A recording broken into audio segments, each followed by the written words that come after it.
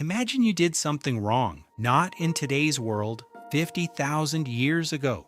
There is no police station to turn yourself into, no courtroom, no lawyer, no judge in a black robe deciding your fate. Just 30 people staring at you in silence around a dying fire. And every single one of them has already decided what happens next. Most people assume ancient humans were lawless savages, pure chaos. The strongest man takes what he wants, the weak suffer. Nobody answers for anything, but they're wrong. Ancient tribes didn't just have rules, they had a system of justice so brutal, so precise, and so psychologically terrifying that modern criminologists are only now beginning to study it seriously. And once you understand how it worked, you will never look at human nature the same way again. Because here is the truth nobody tells you. The tribe was the law, the tribe was the judge, the tribe was the jury, and the tribe was the executioner, all at once, every time. Think about what that actually means. In a group of 20 or 30 people, everyone knows everything. There are no secrets, no alibis, no witnesses who didn't see.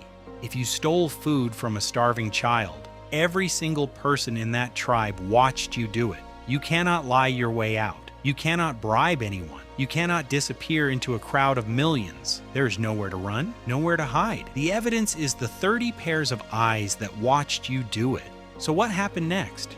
Scientists studying ancient tribal behavior made a discovery that completely changed how we understand prehistoric justice. The first punishment wasn't physical, it wasn't violent, it was something far more psychologically devastating: silence. The entire tribe stopped acknowledging your existence.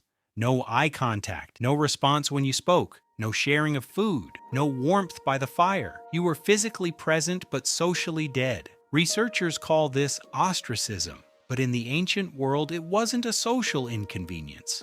It was a death sentence delivered slowly. Because here is what modern humans forget. Alone in the prehistoric world, you died. You cannot hunt large animals by yourself. You cannot stay warm enough through winter alone. You cannot watch for predators while you sleep. The tribe wasn't just your community. It was your immune system, your food supply, your shelter, and your only protection against a world that was actively trying to kill you. Being ignored by your tribe didn't hurt your feelings. It ended your survival. If you're finding this disturbing, subscribe now. Because what researchers discovered about the next level of ancient punishment completely shattered what scientists believed about prehistoric violence. Most people think ancient punishment meant immediate physical violence. Club to the head, done. But they're wrong.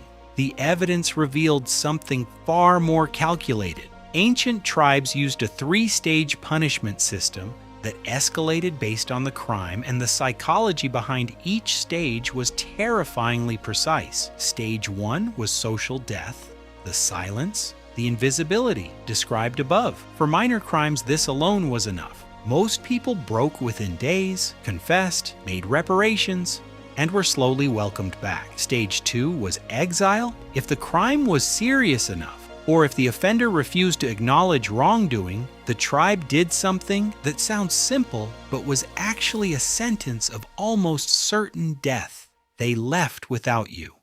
No drama, no ceremony, no final words.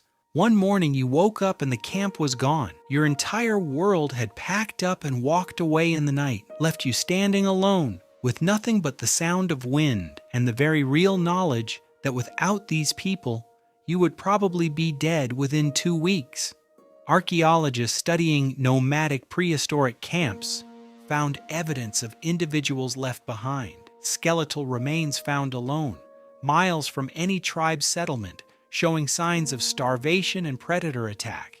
These weren't accidents. These were punishments. Stage 3 was the one the tribe used only for the worst crimes: betrayal, murder, threatening the children, stealing during starvation. These were the crimes that endangered not just one person, but the entire group's survival. And for these crimes, the tribe had one final answer. They handled it themselves, immediately, complete, with no record and no ceremony. Scientists found skeletal remains across multiple prehistoric sites showing evidence of deliberate, coordinated violence. Crushed skulls, broken bones, multiple impact points from different directions simultaneously. This was not one person attacking another in anger. This was organized. This was decided. This was carried out by the group as a single unified act. The tribe didn't have executioners. The tribe was the executioner. But here is the part that will disturb you most. Ancient tribal justice wasn't just about punishment. It was about the survival of the group. Every single decision, the silence, the exile, the final solution was made not out of anger or revenge, but out of cold, biological calculation. Can this person be fixed? Can they contribute again? Or do they endanger everyone around them? That question sounds chillingly modern, because it is.